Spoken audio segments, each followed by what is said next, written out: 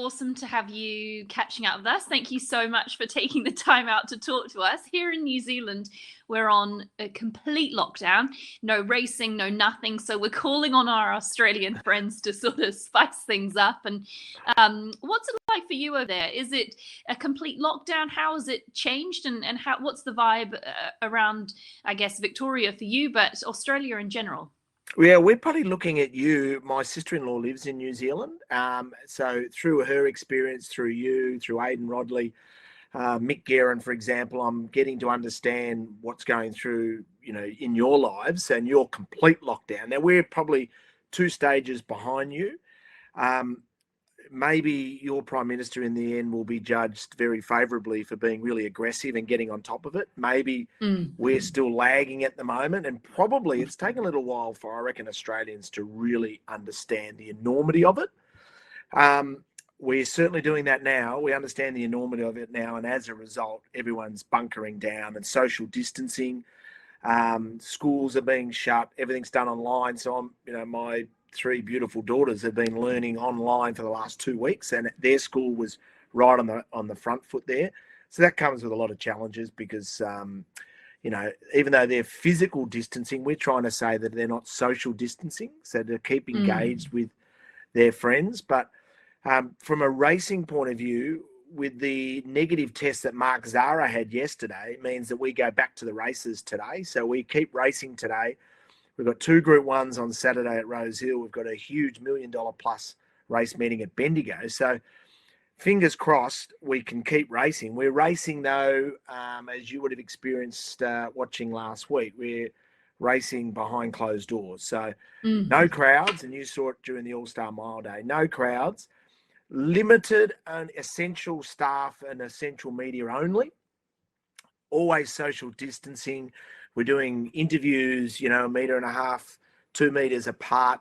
They've got a lot of challenges. And tomorrow, our Channel 7 broadcast will have cameras like this in everyone's homes. And we're trying to remotely connect with people. I mean, it's going to be bizarre, but these are bizarre times.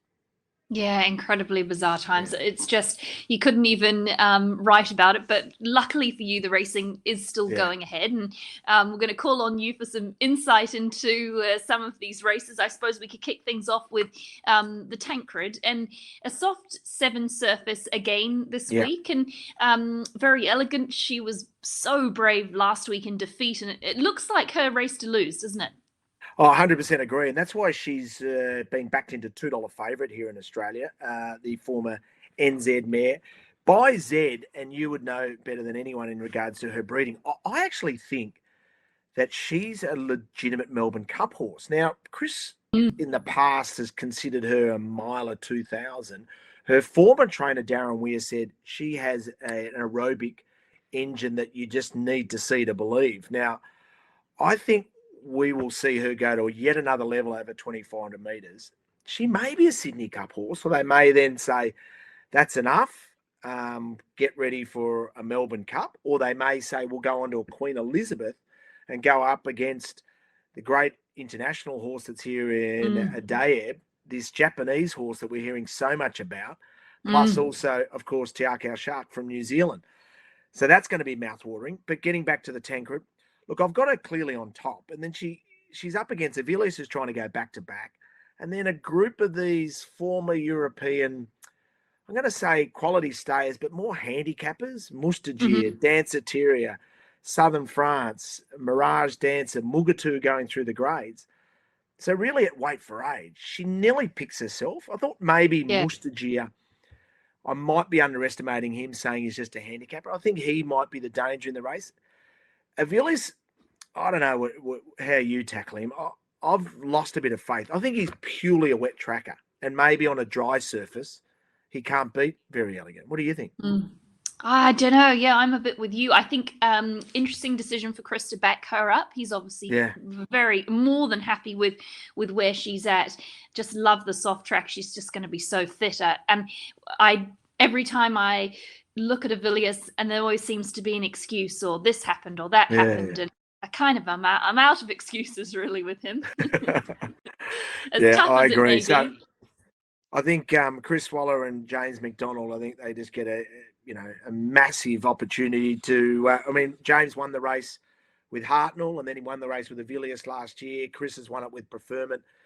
Chris has got 108 Group 1s. He's a chance he'll have 110 because he'll have the favourite in the Vinery Stud Stakes.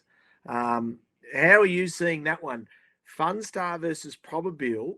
Now, maybe I've been influenced by you, but I think that Probabile can beat her because she's a Savabeel mare. I know they both having their first crack at 2000, but Jamie Richards was saying she doesn't go a yard on a wet track. I thought she ran so well on that wet track because that was really wet last start. So drier surface, I think she can turn the tables.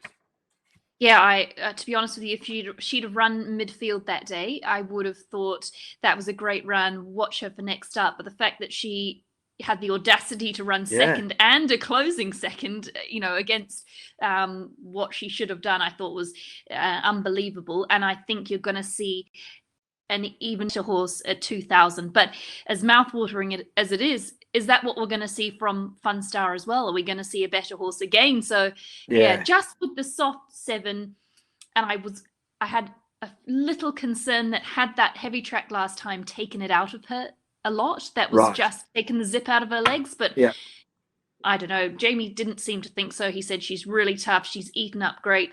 Opie said her work's been good, very laid back. Everything's as normal. So I think you can expect her to turn up in as good a form as she has any other start. So again, I don't know. It's a great match between these two, isn't it? They've been it really, and it purely is these two. I mean, if you're looking for a bit of value, I think Facino is a horse that's really improving with each start. $400,000 Caracas purchase. I would have loved them to go something a little easier, but as soon as she ran last start, that was at Flemington the CUNY, I said, I'm going to back you wherever you run next. Didn't think it was going to be a 2,000 metres Group 1 against Funstar and Probabile. So that's not ideal. But I think she'll run really well, and she's around $17 here. But Funstar's $1.75. You can get $4.20 for Probabile at the moment. We miss out on Opie riding. Karen McAvoy, who rode her last start, jumps back on. I just think Savabeel versus a Adelaide filly. I mean, Funstar probably gets the 2,000 as well. We just don't know. But the fact that Probabile had, a 5th run for the prep, and Funstar's only 3rd up for the prep. If Probabile can't beat her now, I don't think she'll ever beat her.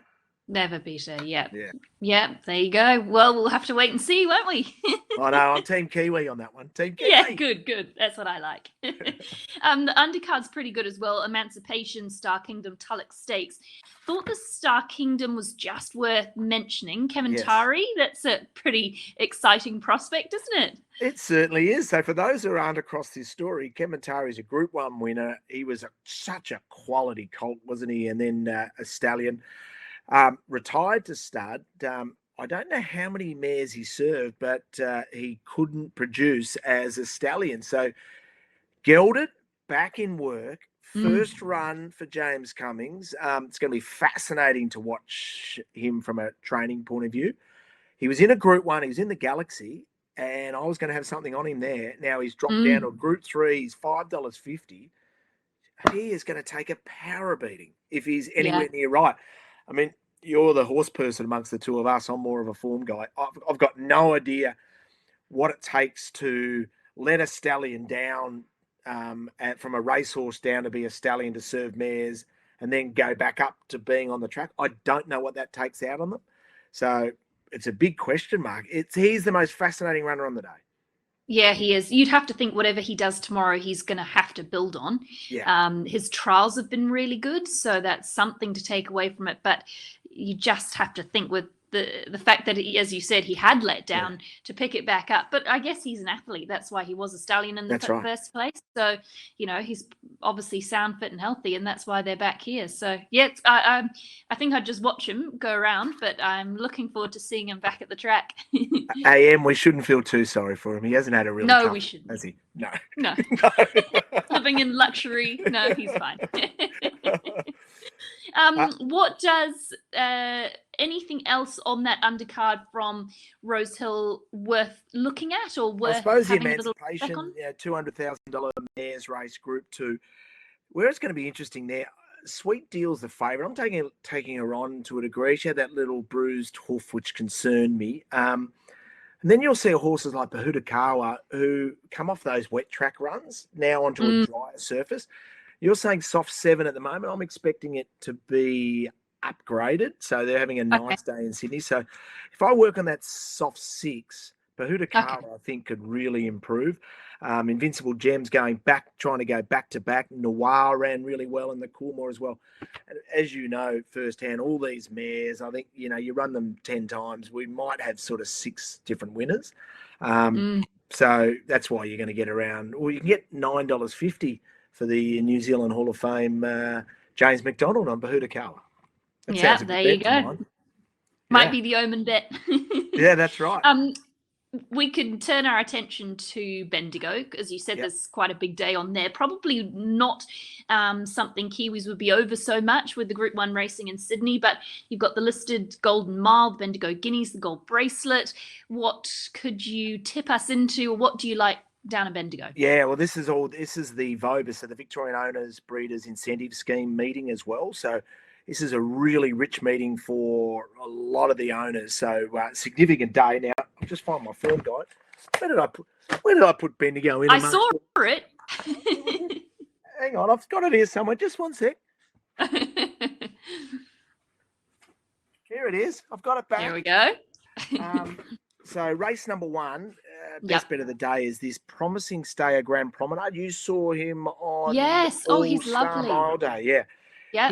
He's a Champs-Élysées gelding who was bred in Europe, bought as a yearling by Australian interests, and then raised here. So 6 months behind in our system. Aimed at a Warrnambool Cup. I think he can win race number 1. He'll be around $2.50. Races 2 and 3 are just impossible, and they're sort of lower grade races, so we won't get concerned there. The VOBIS Gold Rush, horse called MASSEUSE, is a maiden. Mark Zahra isn't. I mean, he was the right man to have the whole hopes of the nation on his shoulders, because he's just water off a duck's back for him. He just doesn't laugh about it. He just paid the price of travelling to the races, and someone 2 seats behind him had coronavirus. But he's tested negative, so he's good. He's back to riding. Racing can continue. Racing can continue, and Mark Zahra rides MASSEUSE, who I think third career start can run really well at around $7 in the Gold Rush. That's race number 4. Race number 5, Coin Collector at around $15 might be a horse that we can follow. Here we go. This is a horse we might be able to follow over to South Australia for their derby. Oh, okay. Adelaide Ace will be the favourite. He'll go to Western Australia for their derby. Whether or not they close the borders and don't allow these horses in. I think they'll allow the horses in, but they won't allow the staff in. So you'll have to get transported by registered transport staff only. Okay. The Gold Bracelet Fabric for Dan O'Brien in the Chittick family colours. Been racing really well. 1,400 metres on speed. Damien Lane. You'll get $5. I think 1,400 metres. I thought she ran really bravely at a mile, so I think 1,400 metres will suit her. The Guineas, I'm actually with a filly that, I sound like I've been so influenced by you, Em. I know. I'm with a filly that was purchased at Karaka for $130,000. She's a filly by Shocking, who ran second in a Wakeful and then ran 6th in the Oaks. First up from her spell. You saw her during the spring. Vegas Jewel with Mark Kavanagh. Now, she's first up 1,400 metres. She's around $15. Brett Preble's drawn a wide gate. She's going to have to go back. She's just going to need some speed on. She, on that big track at Bendigo, she'll hit the line really, really impressively. And I think she's a filly that we can follow for whatever's left of our carnivals here. We get to the Golden Mile. I've gone for another one at a big price here, in a horse who's got the blinkers on in Sikandarabad, who had that Group 2, Group 3 form in the spring over the mile up to 2,000 metres. He just went around first up. They put the blinkers on. I think he's a huge price again. I think that's a ridiculous price for a horse who's, just looking at his form reference here, ran 3rd in a Naturalism, ran 4th at Group 1 level in the Toorak behind Fierce Impact, beaten 2 and a bit lengths. He's now Can't beat that. Now in a Gold Mile. And then everyone in Australia we'll be tipping you big night out getting to the lucky last. So there'll be a lot of Kiwi punters trying to blast out with big night out in the lucky last. So there we go. Yeah, thank you. So the most important question for all of your Get On fans is, what does COVID-19 mean for Get On, and what's going to happen with regards to that? Can you believe it? Well, at the moment, while they race, we keep going. It's hard, though, because we sit in the studio and we sort of have to, all these serious shows around us, then we have to say, now, everyone, just for this next hour, we're just a group of mates. We're going to have a punt and a laugh. So please, we're not treating this with disrespect, but let's just have a little release for an hour. So you get it in New Zealand, I think, only on Saturday mornings. Is that right? Yes, so that's right. There's some very, very funny aspects to this week's show. I can assure you of that. You'll see that on Saturday morning in NZ. And we will keep going as long as there's racing. And if there's not racing, I'm saying that we should put together a best of and just have all the silliness and just get the tips. So please do. Yeah, I look forward to that. What were the Get On tips this week? The boys were very strong on Big Night Out in the last. I was strong on Grand Promenade in the first.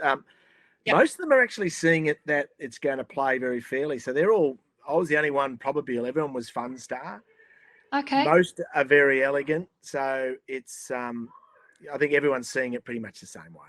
Yeah. And tomorrow, obviously, your coverage was 7. So you're not going to be in the studio. You're going to be at home.